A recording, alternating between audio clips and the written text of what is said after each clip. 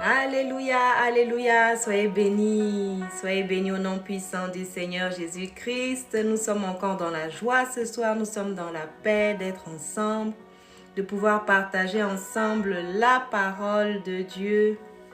Alléluia, soyez bénis au nom puissant du Seigneur Jésus-Christ.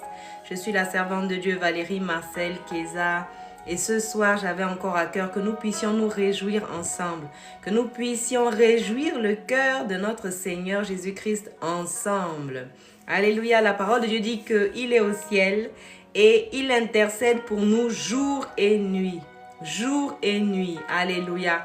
Alors c'est une joie de l'adorer, c'est une joie de le louer, c'est une joie d'élever son saint nom parce que personne n'a fait le même sacrifice que lui pour nous. Alléluia, nous avons de la valeur aux yeux de notre Dieu. La parole de Dieu dit que Dieu a tant aimé le monde qu'il a donné son Fils unique afin que quiconque croit en lui ne périsse point, mais qu'il ait la vie éternelle. Nous avons la vie éternelle à cause du sacrifice de Jésus-Christ à la croix. N'est-ce pas merveilleux? N'est-ce pas merveilleux? Alléluia! Nous faisons partie du plan de l'Éternel. Nous faisons partie du plan de Dieu. Et c'est une joie. Et nous ne pouvons pas nous taire. Et nous ne pouvons pas garder pour nous quelque chose qui nous a été confié. Voyez-vous, le souffle avec lequel je vous parle ce soir ne m'appartient pas. Il m'a été prêté par l'Éternel Dieu. Alléluia. Le corps que j'utilise, la bouche que j'utilise pour vous parler ce soir ne m'appartient pas. Il appartient à Dieu. Il m'a été prêté pour un temps donné. Et il doit servir à la gloire de Dieu. Ma voix doit servir Dieu. Mon corps doit servir Dieu. Mon téléphone, ma maison, mes enfants, mon foyer doivent servir Dieu. Alléluia. Dites avec moi, moi et ma maison, nous servirons l'Éternel.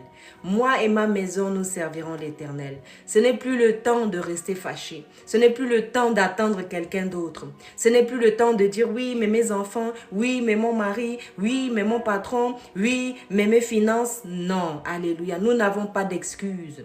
Nous n'aurons pas d'excuses en face de celui qui nous a tout donné. Alléluia. Et ce soir, nous voulons glorifier le Seigneur.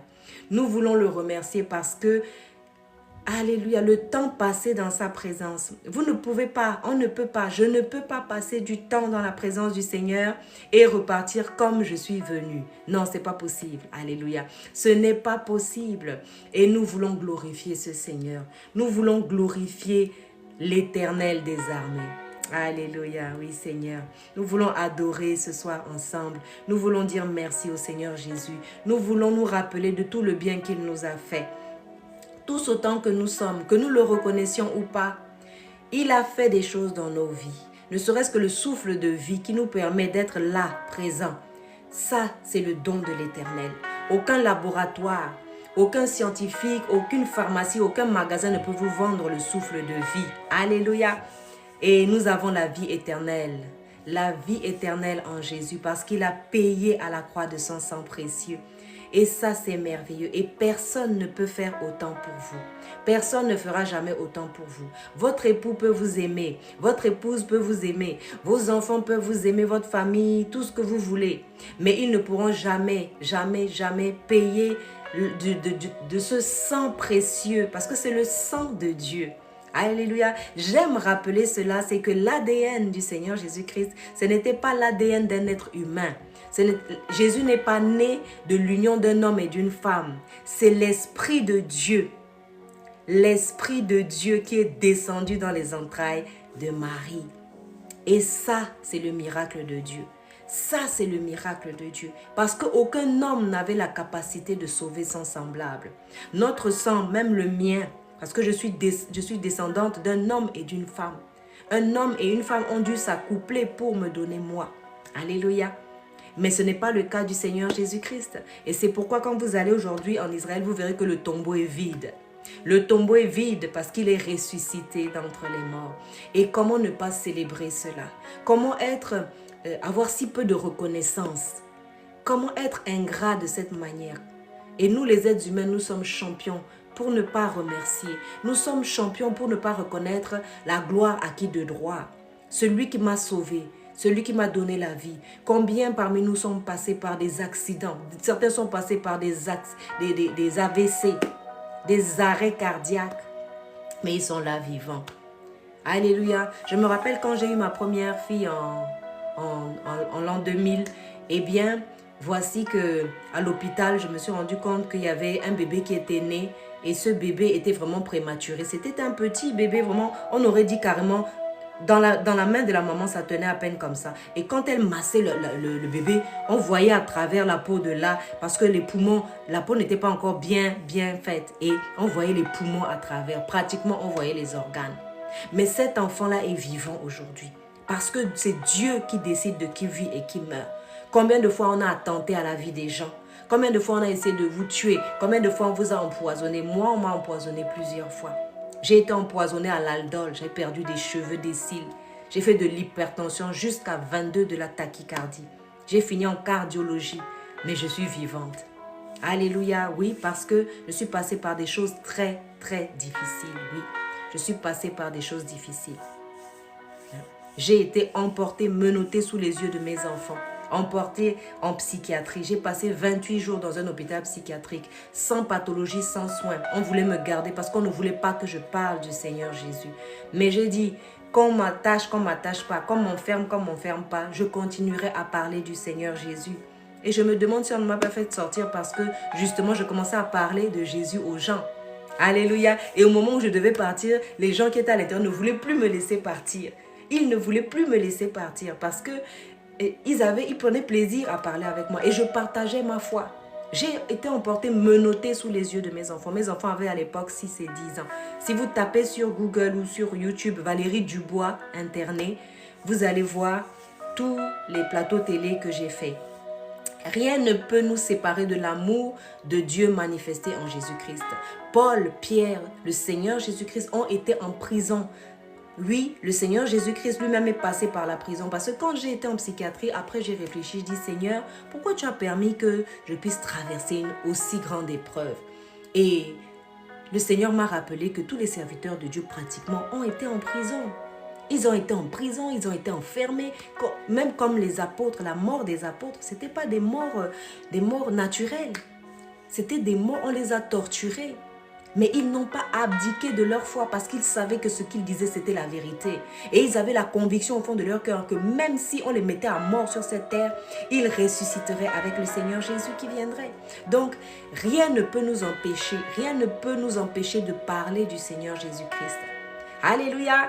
Ni la tristesse, ni la peur, ni les soucis, ni le manque d'argent, rien ne pourra nous empêcher. On parlera tant qu'on pourra. Alléluia. Et nous devons bien utiliser les talents que Dieu a mis à notre disposition. Parce que nous vivons notre vie sur la terre comme nous voulons. Nous avons le droit de faire tout ce que nous avons envie de faire. Mais nous devons savoir une chose, c'est que pour tout ce qu'on aura fait, la parole de Dieu dit qu'on ne se moque pas de Dieu. Tout ce qu'un homme aura fait, il en paiera les conséquences. Si tu as fait le bien, gloire à Dieu. Mais si tu as fait du mal, eh bien, tu n'auras que tes 2 yeux pour pleurer. Parce que rien ne se perd. Rien ne se perd. La parole de Dieu dit, on ne se moque pas de Dieu. Tout ce qu'un homme aura semé, il le récoltera. Et je vous assure, c'est pas pour extravaguer, mais la majorité des personnes qui étaient responsables de mon internement abusif, qui ont signé des faux documents, c'était des médecins très connus, eh bien aujourd'hui, ils ne sont plus de ce monde. Ils ne sont plus de ce monde et ils sont décédés de la manière qu'ils m'avaient souhaité à moi de décéder. Vous savez, toutes ces choses, même la parole de Dieu, les histoires qui nous sont contées, l'histoire des personnages qui nous sont contés dans la parole de Dieu, c'est pour nous donner de l'intelligence. C'est pour qu'on réfléchisse avant de poser des actes. C'est pour qu'on puisse réfléchir avant de parler, avant de faire quelque chose à son semblable. Alléluia. Et ce soir, le Seigneur a l'intention de nous faire du bien. Oui, parce que le Seigneur m'a montré récemment beaucoup d'hommes en souffrance. Beaucoup d'hommes en souffrance. Oui, il m'a parlé des blessures, du manque d'un père ou du manque d'une mère pour un enfant. Ce que ça peut créer chez les gens. Et vous savez que le modèle que vous aurez après dans vos amours, dans votre mariage, eh bien, ça dépend de ce que vous avez vu vos parents faire. Ça dépend pour beaucoup de comment vous avez vécu avec vos parents ou pas.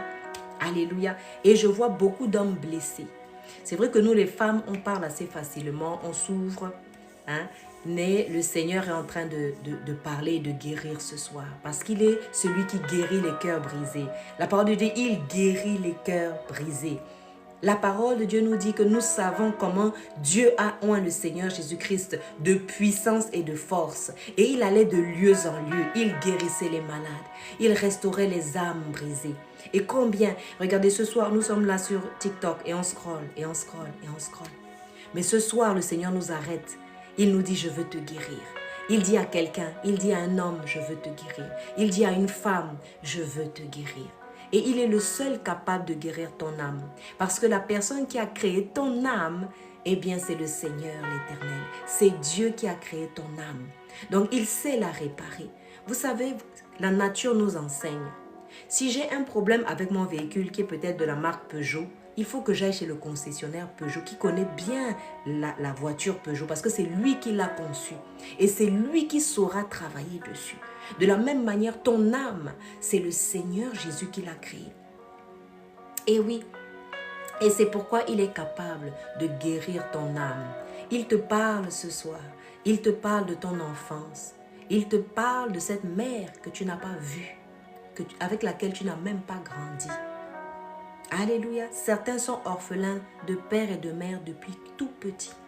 Certains sont orphelins de père parce que le père était absent ou parce qu'il avait un autre foyer. Et ce soir, le Seigneur guérit. Ce soir, le Seigneur touche un cœur. Ce soir, le Seigneur a vu. Peut-être tu es déjà un homme marié. Peut-être tu es déjà une femme mariée. Mais tu as des souffrances et des blessures au fond de ton cœur. Et quand cet homme ou cette femme te parle, c'est comme si ce sont des reproches. Peut-être tu te rappelles comment on te grondait à la maison. Peut-être tu te rappelles comment on t'insultait quand tu étais toute petite. Peut-être tu te rappelles comment on ne t'écoutait pas. Quand tu ouvrais la bouche pour parler, on te poussait seulement l'air de dire « Oh, toi, tu n'as pas d'importance, pousse-toi ». Quand les autres frères et sœurs parlaient, toi, on ne te donnait pas la parole. Peut-être tu as grandi avec une marâtre qui t'a maltraité. Peut-être tu as grandi avec un beau-père qui t'a maltraité. Alléluia. Nous avons plusieurs histoires que nous voyons maintenant sur le net. Il y a beaucoup de choses qui se passent dans l'enfance. Et les scientifiques ont même fait une étude et ils se sont rendus compte que même dans le ventre de la maman déjà, les gens peuvent éprouver des blessures. Parce qu'une maman, par exemple, qui a été rejetée ou qui a pensé à enlever cet enfant, eh bien l'enfant dans le ventre de la maman ressent ces choses. Et il y a certaines personnes ici ce soir qui regardent et qui ne savent même pas, mais le Saint-Esprit va vous convaincre que depuis le ventre de votre mère, vous avez subi des blessures. Des blessures parce qu'il y avait peut-être des querelles entre le père et la mère. Il y avait peut-être des mots qui ont été dits, des méchancetés, des choses vous concernant alors que vous n'étiez même pas encore né. Il y a des familles dans lesquelles on a parlé. Parce que la malédiction, c'est quoi? C'est maledicere. C'est dire des paroles négatives. Et sans compter même les paroles, la pensée déjà crée quelque chose. Ça veut dire que si quelqu'un a pensé du mal de votre maman pendant qu'elle était enceinte, cette chose vous suit, vous arrivez dans le monde déjà avec cette mauvaise parole, cette mauvaise pensée. Mais le Seigneur ce soir, il vous guérit parce que vous prenez conscience de ces choses. Certains ont été abusés dans l'enfance, tout petit, parfois même dans la famille. Alléluia, le Seigneur voit toutes ces choses. Et parfois quand on est un homme, on ne peut pas parler de ces choses parce que c'est difficile. Il y a l'ego de l'homme, il y a l'estime de l'homme. Et c'est difficile de parler de ces choses. Mais certains ont été abusés, qu'ils soient femmes, qu'ils soient hommes. Alléluia. Et si ce n'est pas physiquement, ça peut être aussi avec des paroles qu'on a dites, des mauvaises paroles qu'on a prononcées. Mais ce soir, le Seigneur vous guérit. Le Seigneur guérit un homme. Le Seigneur guérit une femme. Parce que la présence de Dieu, elle n'est pas sans effet. La parole de Dieu dit que Moïse est monté sur la montagne. 40 jours, il a passé dans la présence de Dieu. Quand il est redescendu, son visage, on voyait son visage. C'est-à-dire que l'apparence même, on savait qu'il a été en contact avec Dieu. Parce que quand on passe du temps dans la présence du Seigneur, on ne peut pas revenir indemne. Le Seigneur guérit les blessures. Le Seigneur restaure nos âmes. Le Seigneur nous guérit, il nous délivre, il nous restaure. Alléluia. C'est lui qui connaît notre enfance. C'est lui qui sait tout ce qui nous est arrivé. Récemment, j'ai fait la délivrance d'une jeune femme et c'était très étonnant. Et ce sont des choses qui arrivent très souvent. C'est dans la famille qu'elle avait été abusée. Et personne ne savait cela. Elle n'avait jamais parlé de cela à personne. Elle était même déjà mariée, mais elle n'avait jamais dit ça à son époux. Personne ne savait qu'elle avait été abusée par un membre de la famille, quelqu'un de beaucoup plus âgé. Alléluia. Mais le Seigneur a délivré cette personne. Pourquoi? Parce que le Seigneur voit tous les liens. Le Seigneur connaît les mauvaises connexions qu'on a eues. Le Seigneur sait partout où nos âmes ont été éparpillées. Et oui, parce que la voie sexuelle, c'est une voie royale pour l'ennemi. Alléluia. L'enfant dont on abuse, eh bien, on met une semence dans cet enfant. Mais ce qui est bien avec le Seigneur Jésus, c'est qu'il guérit toutes les maladies. Il délivre de tout cela. Il guérit les cœurs. Pour que vous ne soyez plus la même femme vexée. Pour que vous ne soyez plus le même époux que quand la femme parle, vous êtes fâché. Vous ne savez pas pourquoi vous réagissez comme ça. Quelqu'un dehors peut vous dire quelque chose, vous allez laisser passer. Mais votre épouse vous parle, vous dit quelque chose même qui est bien pour vous. Une aide, parce que Dieu a dit qu'il n'est pas bon que l'homme soit seul. Il envoie une aide pour un homme. Il ne peut pas vous envoyer une aide qui soit mauvaise pour vous. Peut-être que l'aide ne vous plaît pas. Parce que vous savez, quand l'aide arrive, l'aide c'est quoi? Par exemple, si je ne sais pas réparer quelque chose dans ma maison, je ne sais pas réparer, par exemple, l'évier, ou bien il y a des tuyaux qui sont bouchés à la maison. Si j'appelle le réparateur, quand il vient, je lui ouvre la porte, je dois le laisser à l'aise pour faire le travail qu'il doit faire. Et quand il vient, il connaît son travail, il connaît son domaine. Donc, ce ne sera pas à moi de lui dire, voilà, il faut faire comme ça, il faut faire comme ci. Je dois laisser le réparateur réparer. Donc, je viens dans la présence du Seigneur Jésus. Je viens comme je suis. Je dis, Seigneur, me voici. Seigneur, me voici avec toutes mes blessures, avec toutes mes plaies, avec mon enfance que je ne connais peut-être pas, avec ce qui m'est arrivé dans le ventre de ma mère que je ne connais peut-être pas aussi. Que peut-être il y a des paroles qui ont été dites, les fondations, les familles dans lesquelles on a mal parlé, on a insulté des mamans. On a répudié des jeunes filles parce qu'elles étaient enceintes. On a parlé mal sur elles. Toutes ces choses, le Seigneur sait. Et il guérit nos cœurs. Il guérit nos cœurs brisés. Ce soir, vraiment, le Seigneur m'a convaincu qu'il est en train de guérir les cœurs brisés. Il est en train de restaurer l'âme d'un homme, même un époux qui est déjà marié. Et vous savez, il y a des blessures qui peuvent aller jusque dans votre comportement avec votre époux, votre épouse. Il y a des blessures qui peuvent vous empêcher même d'être satisfait par votre époux, votre épouse. Et ça crée comme ça des frustrations et le diable se frotte les mains. Mais le jour où vous vous rendez compte, le jour où dans la présence du Seigneur, l'Esprit du Seigneur guérit mon âme, guérit mon cœur. Et vous allez voir qu'une femme qui passe du temps dans la présence du Seigneur, elle revient en présence de son mari, c'est une femme transformée. Un époux qui passe du temps dans la présence du Seigneur, c'est un homme qui sera transformé. Ce ne sera plus un lion, ce ne sera plus un dictateur dans la maison. Ce ne sera plus quelqu'un qui va venir pour donner des ordres, essayer de dominer pour pouvoir soumettre l'épouse. Non, parce que le temps qu'il aura passé dans la présence du Seigneur, le temps qu'il aura passé dans la présence du Seigneur, son caractère va changer. Sa façon de vous parler en tant qu'épouse va changer. Les enfants, c'est pareil. Nous ne devons pas les laisser tout seuls comme ça, aller se nourrir de n'importe quelle connaissance, n'importe où. La parole de Dieu, Dieu a été clair. Il a dit, nous devons enseigner ces choses à nos enfants. Et eux-mêmes, nos enfants, transmettront ça à leurs enfants et de génération en génération. On ne peut pas laisser les enfants comme ça aller s'instruire, s'éduquer n'importe où. Nous voyons maintenant que nous nous rendons compte que même tout ce qu'ils nous ont appris à l'école, dans les livres d'histoire, dans les livres de géographie, tout est faux. Ils nous ont raconté n'importe quoi, ils ont tout truqué. Donc ça veut dire que nous devons nous-mêmes chercher la présence de Dieu. Vous ne pouvez pas amener les gens là où vous-même vous n'êtes jamais allé. Le Seigneur m'a dit ça à un moment donné, il m'a dit, mais Valérie, tu ne peux pas amener les gens là où tu n'as jamais été. Comment tu peux présenter aux gens un Dieu que toi-même tu ne connais pas, tu n'as jamais vu, tu n'as jamais expérimenté. Alléluia, il faut avoir expérimenté ce Dieu. J'ai été en psychiatrie menottée. J'ai passé 28 jours sans pathologie, sans soins. J'ai passé 15 années dans les tribunaux. Et oui, en face de juges corrompus, en face de juges d'une certaine secte. Alléluia. Mais le Seigneur m'a donné la foi. Le Seigneur m'a soutenu. Il m'a secouru. Mes enfants sont grands aujourd'hui. Ma fille a 25 ans. Elle est servante de Dieu. Elle sert le Seigneur. Mon fils a aujourd'hui 21 ans.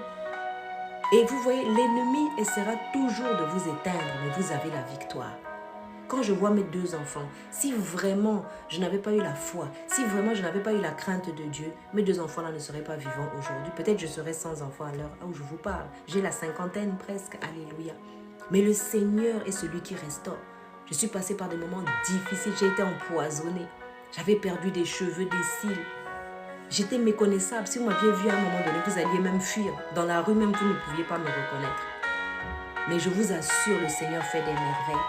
Mes 2 enfants, ils ont voulu les enlever depuis mon ventre.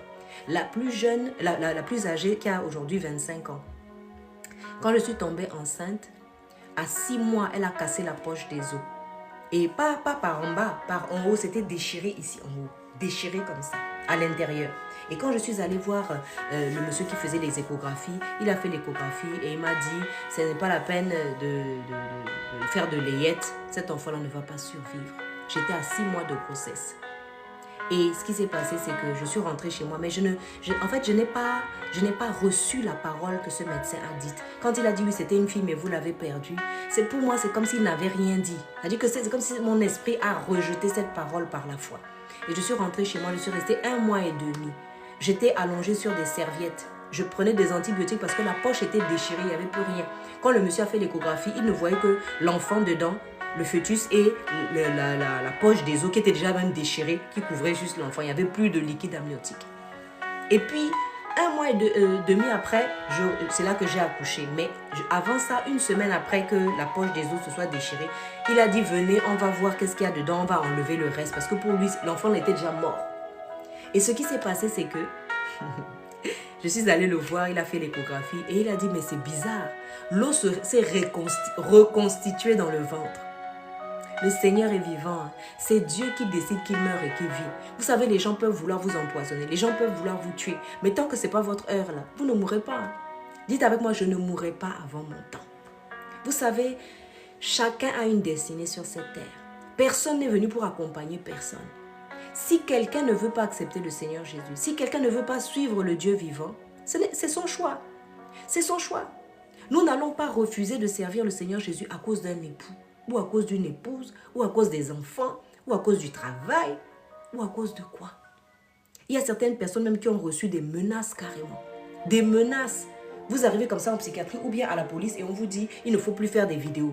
Il ne faut plus parler du Seigneur Jésus. Qu'est-ce qui s'est passé avec les disciples? Qu'est-ce qui s'est passé? Quand ils ont commencé à parler du Seigneur Jésus, on les a pris, on les a tapés. On les a tapés, on les a flagellés, on les a vraiment torturés.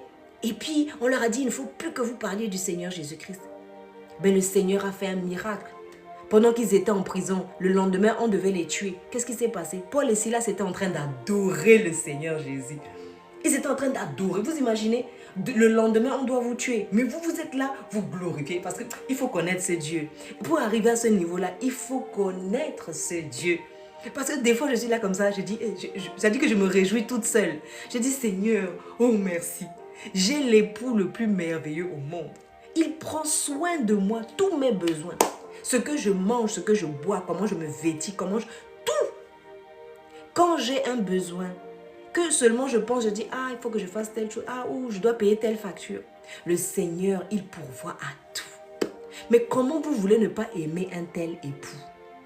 Je prie ce soir que le Seigneur donne vraiment la capacité à tout homme qui le lui demande de pouvoir aimer son épouse comme Christ aime son épouse l'Église.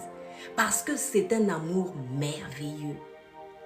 C'est un époux qui prend ses responsabilités. C'est un époux qui pourvoit à tous mes besoins. Quand je suis malade, quand je dois aller à l'hôpital, vous savez, il m'est arrivé des moments où il n'y avait personne pour m'accompagner à l'hôpital. Et des fois, j'allais pour des opérations et les opérations dures. Je suis passée par une tumeur de la mâchoire. L'ennemi ne voulait pas que je parle. Alléluia. Mais je prenais mon sac, mon petit sac comme ça, dans une ville où tu n'as même pas de famille. Et j'arrive à l'hôpital, on demande, mais on prévient qui s'il arrive un problème. Je n'avais même personne à mettre sur la liste. Je vous dis ça aujourd'hui parce que peut-être il y a quelqu'un qui regarde, qui se dit, mais moi, je n'ai même pas une voisine que je connais. Je n'ai même pas de famille ici. Je suis peut-être même dans un pays étranger. Je suis là comme ça à la merci de tout. Mais sache une chose, c'est que le Seigneur est avec toi. Tu peux être au fin fond du désert. Tu peux être seul dans un pays étranger. L'Éternel est ton bouclier. L'Éternel est ton berger. Tu ne manqueras de rien. De rien. Il pourvoira à tous tes besoins. Vous savez, parfois on est déçu, c'est parce qu'on compte sur les hommes. On compte sur un être humain. Oui, il faut que mon oncle paye mes études. Oui, il faut que ceci, que cela. Mais l'Éternel, notre Dieu, il pourvoit à tous nos besoins. Alléluia. Le Seigneur donne ce soir la capacité à des époux de prendre bien soin de leurs épouses. Oui, le Seigneur Jésus sait que sa gloire, c'est son épouse, l'Église. Et pourtant, l'Église est difficile. Je vous dis, l'Église est très difficile. Elle est rebelle, elle est adultère, elle est compliquée. Mais le Seigneur Jésus, il insiste, il intercède pour son épouse, l'Église, jour et nuit. Et il la prépare, il la lave par l'eau de la parole. Le Seigneur Jésus-Christ ne dort pas. Le Seigneur Jésus-Christ prend soin de son épouse, l'Église. Et c'est pour ça que nous ne pouvons pas nous taire. Nous ne pouvons pas ne pas être reconnaissants pour cet amour, pour ce sacrifice que Jésus-Christ fait. Il pourrait dire, je suis le Seigneur Jésus, je fais ce que je veux, je suis déjà là-haut et tout. Non, il a quitté son trône de gloire pour venir sur la terre, être insulté par sa créature, torturé par sa créature, moqué par sa créature, à cause de l'amour qu'il a pour toi et pour moi. Mais comment pouvons-nous nous taire? On ne peut pas être ingrat à ce point-là. Comment pouvons-nous garder pour nous tous les témoignages de tout ce qu'il a fait pour nous? Comment pouvons-nous garder tous les dons qu'il nous a donnés? Il a dit, allez, en mon nom, vous guérirez les malades. En mon nom, vous imposeront les mains aux malades et ils seront guéris. En mon nom, vous chasserez les démons. Et puis, je vais m'asseoir comme ça chez moi. Je mange, je dors, je mange, je dors, je mange, je vais au travail, je reviens. Mais comment je peux être ingrate comme ça? Ce matin, je regardais les versets sur l'ingratitude. Je regardais les versets sur l'ingratitude. Je fais ce que je veux de mon temps. Je fais ce que je veux de mon argent. Je fais ce que je veux des dons et des talents que Dieu a déposés dans ma vie. Je m'assois dessus. Alors que nous connaissons cette parabole des talents dans la parole de Dieu. Où il y en a un, on lui avait donné un talent. Les autres avaient plusieurs talents, donc plus de choses peut-être à faire pour le Seigneur. Mais ils l'ont fait. Et quand le Seigneur est revenu, il était content, il était satisfait. Il a dit, ah, vraiment, ces gens étaient reconnaissants pour le don que Dieu leur a donné. Mais celui qui n'avait qu'un seul talent, qu'est-ce qu'il a fait? Lui, il est parti enterrer son talent. Et en plus, quand le Seigneur Jésus, le maître vient pour demander, mais qu'est-ce que vous avez fait des talents que je vous ai donnés? Il est en train de reprocher au maître d'être un maître méchant. Et Jésus, le maître lui répond, il lui dit, mais non seulement tu es méchant, mais tu es égoïste. Tu es égoïste. Vous savez, Dieu veut savoir s'il peut nous faire confiance sur des petites choses. Il te donne une épouse, tu la maltraites. Il te donne des enfants, tu n'en fais pas cas. Il te donne une voiture, tu ne veux pas transporter les gens dedans. C'est que pour toi. Et même ton épouse, des fois, ne peut pas monter dedans. Tu penses vraiment que le Seigneur va te donner plus que ça? Depuis que j'ai découvert que dans la parole de Dieu, il est dit quelque chose, je crois que c'est dans Ecclésiaste, il est dit que ce que Dieu donne à un homme, c'est pour qu'il puisse jouir de ça avec sa femme et ses enfants. C'est pas pour aller jouir avec d'autres femmes. Et certains hommes deviennent pauvres, s'appauvrissent ou perdent toute leur richesse parce qu'ils ont maltraité leurs épouses. Vous savez, il y a des choses qui ne demandent pas des impositions, des mains, des jeûnes, des prières, des hurlements, non. La connaissance affranchie. Quand tu te rends compte, par exemple, que tu es dans un péché, moi, il y a des délivrances que j'ai eues, personne ne m'a imposé les mains. J'ai écouté l'enseignement dessus, j'ai dit, ça c'est un péché devant Dieu. Quand j'ai compris, j'ai dit, Seigneur, c'est bon, je me repens. Et puis, ça m'a quitté en même temps. C'est pas comme quelqu'un qui sait que ça c'est le péché et qui insiste dedans. C'est-à-dire que Dieu ne délivre pas les gens par la force. Ce soir, si tu veux rester un mauvais époux, si tu veux continuer à maltraiter ta femme, tu as le droit. Mais si tu veux vraiment que le Seigneur Jésus-Christ te transforme, si tu as ça dans ton cœur, tu ne quitteras pas ce live sans avoir été transformé. Parce que Dieu ouvre les yeux. Vous savez, parfois, on a des choses riches. On est riche, on a certaines choses. Et on néglige ces choses. Et après, on perd ces choses. Et c'est là où maintenant on pleure.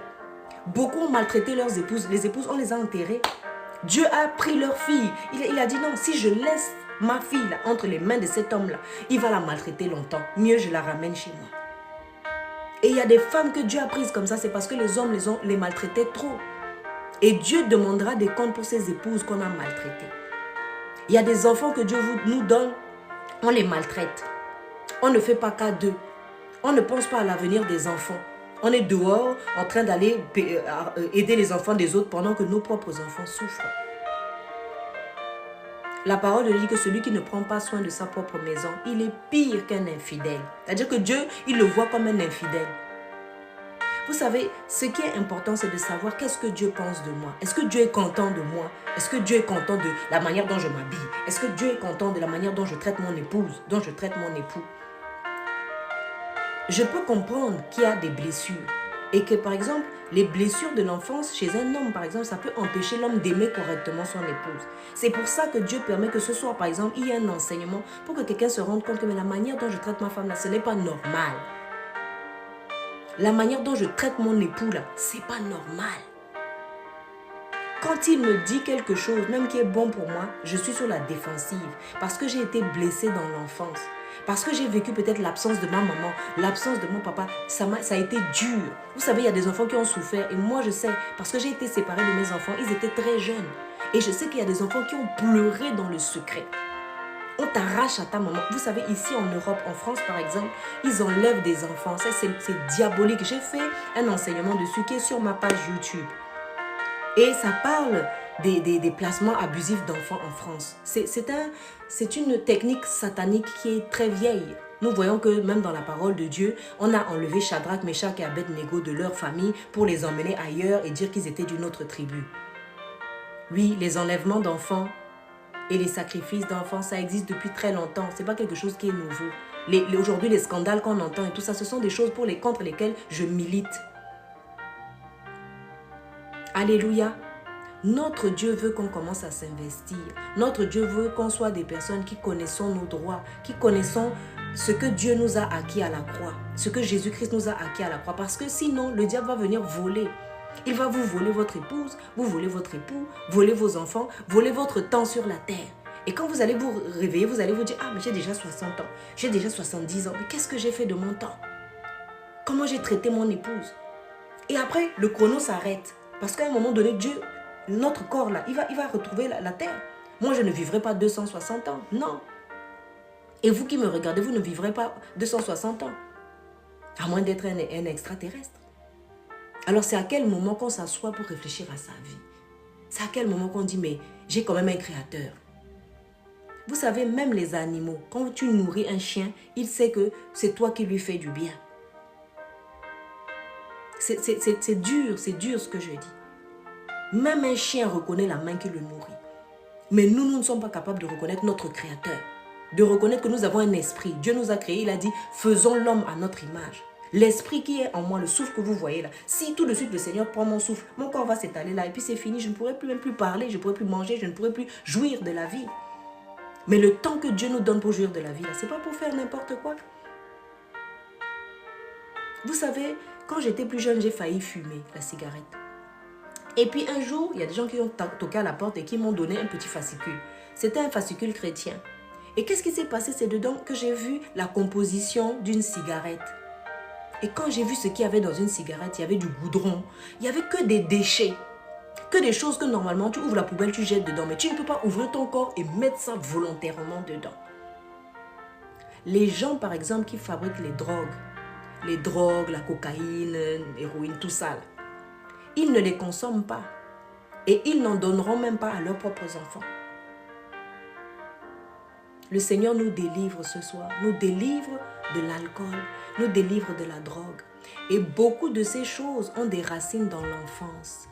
Il y a des scientifiques qui ont fait une étude et ils se sont rendus compte que les enfants qui ont vécu dans une famille où le papa et la maman étaient ensemble, où on aimait les enfants, on prenait du temps avec eux, on parlait avec eux, on leur donnait une certaine valeur, ils avaient le droit de s'exprimer.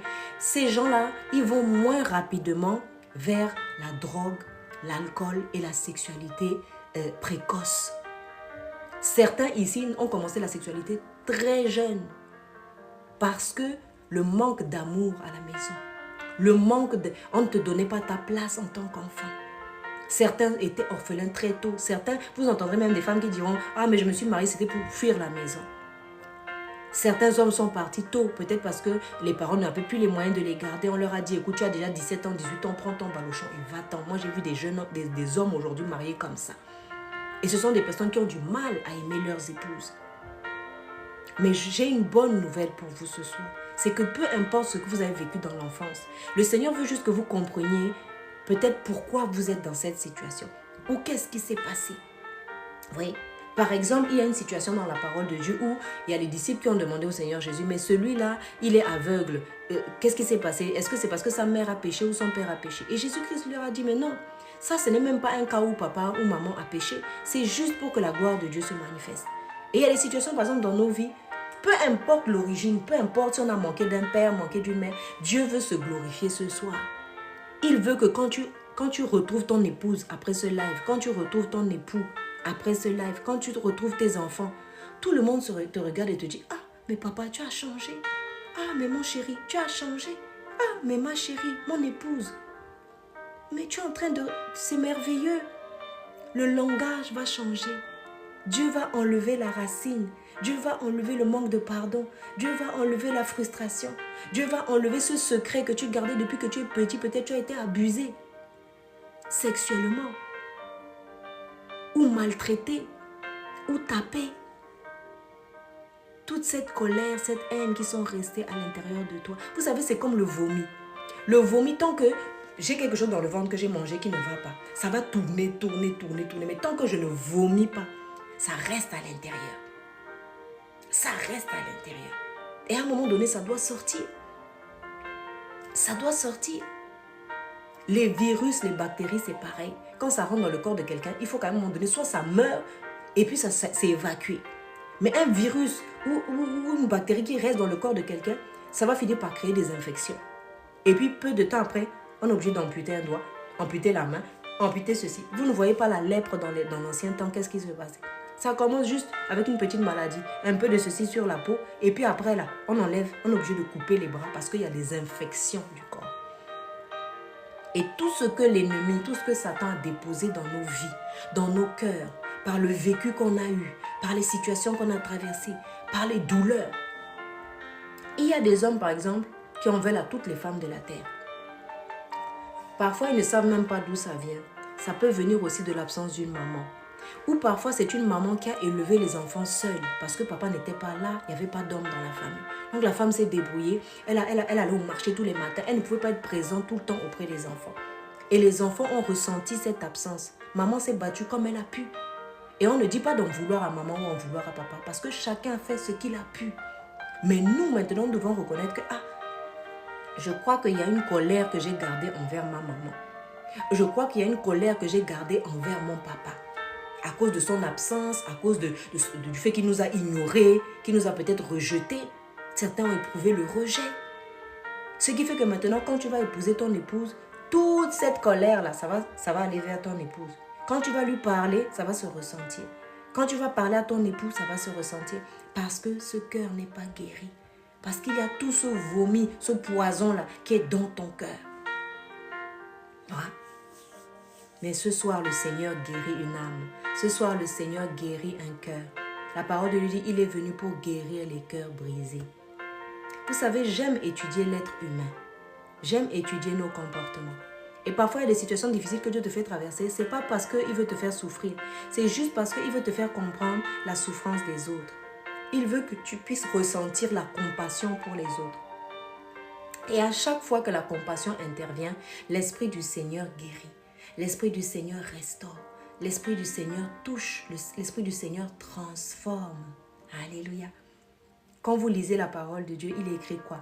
Jésus ému de compassion. Et juste après, paf, le miracle.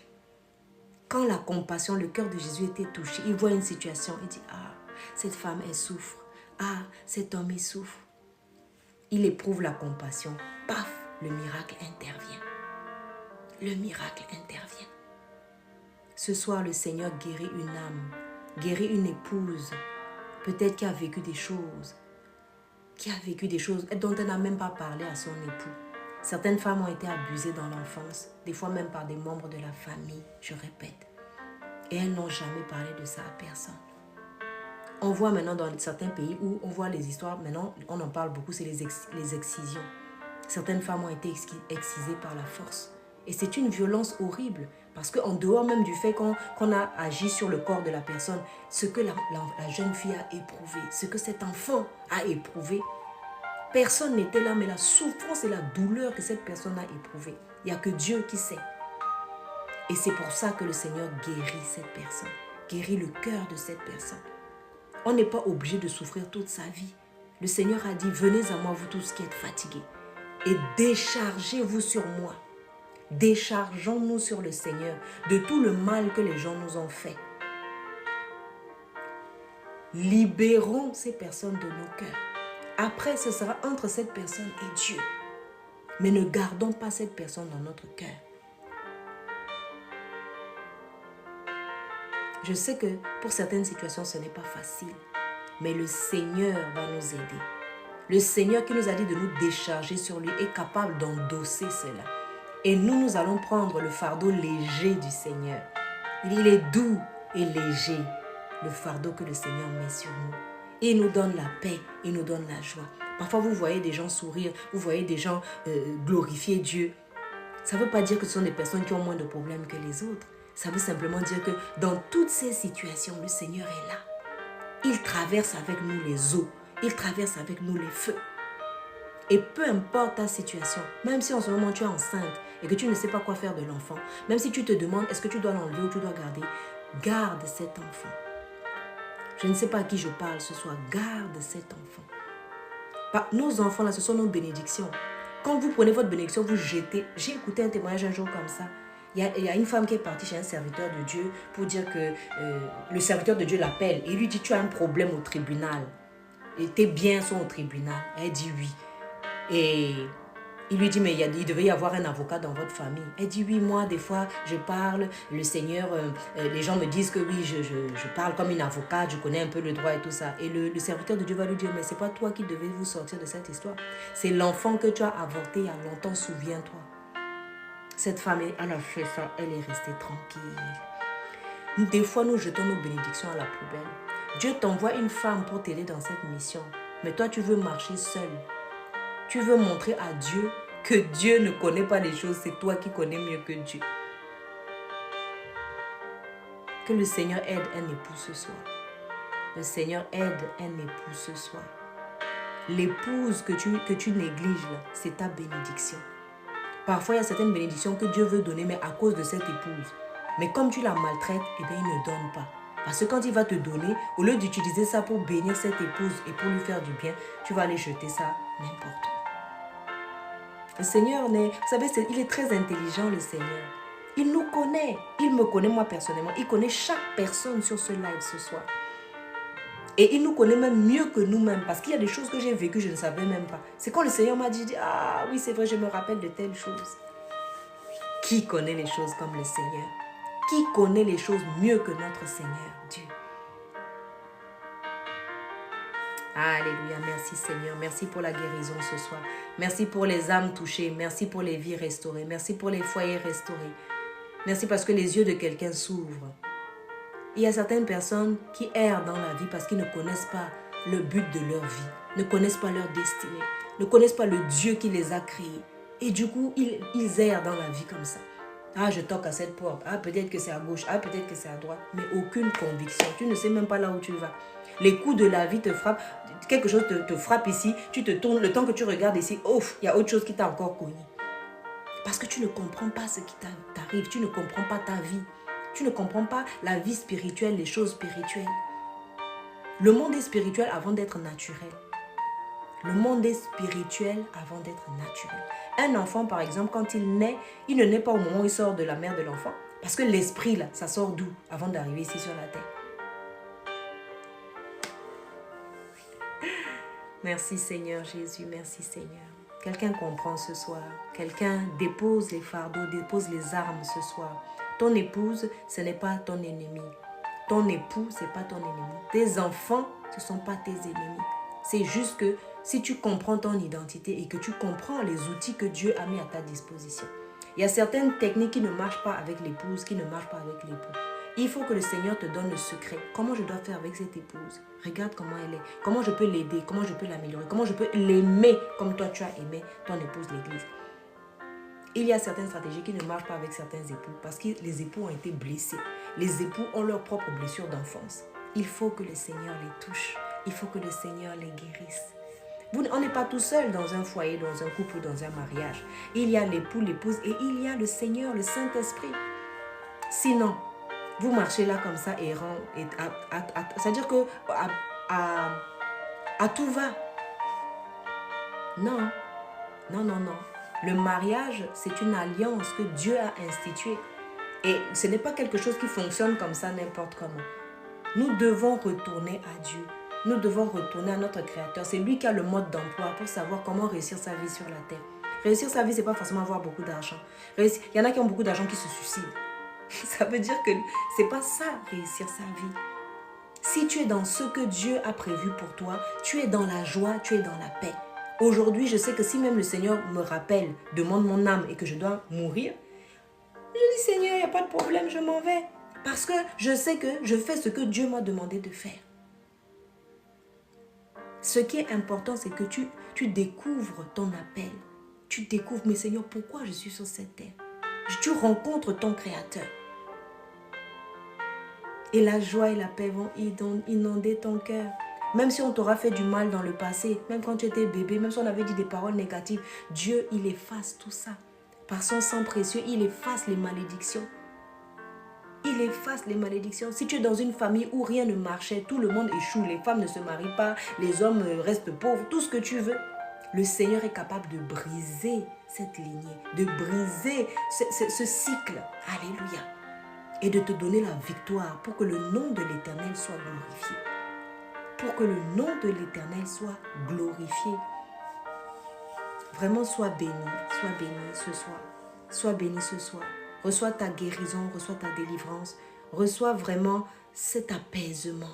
Que le Seigneur prenne ce fardeau qu'il y avait sur ton cœur et l'enlève. Il a dit, venez à moi, vous tous qui êtes fatigués et chargés, et je vous donnerai du repos. Prenez sur vous mon joug qui est doux et léger. Déposons tous nos fardeaux aux pieds du Seigneur. Seigneur, tu as vu toute ma souffrance. Seigneur, tu as vu tout ce qui m'est arrivé dans l'enfance. Seigneur, tu as vu les échecs à répétition qu'il y avait dans ma vie. Mais à partir d'aujourd'hui, j'invoque le sang de Jésus. Que le sang de Jésus nettoie ma lignée. Que le sang de Jésus aille jusque dans les fondations de ma famille. Que le sang de Jésus neutralise tous les poisons, tous les dépôts sataniques, tous les projets, toutes les projections sataniques dans ma vie sont annulées maintenant par le sang de Jésus. Par le sang de Jésus. Le sang de Jésus, c'est le prix, c'est la rançon. Ne jetons pas le sang de Jésus comme ça. C'est la valeur. C'est le rachat, c'est le prix du rachat. Alléluia. Alléluia. Soyez bénis vraiment dans vos maisons. Soyez fortifiés, soyez encouragés.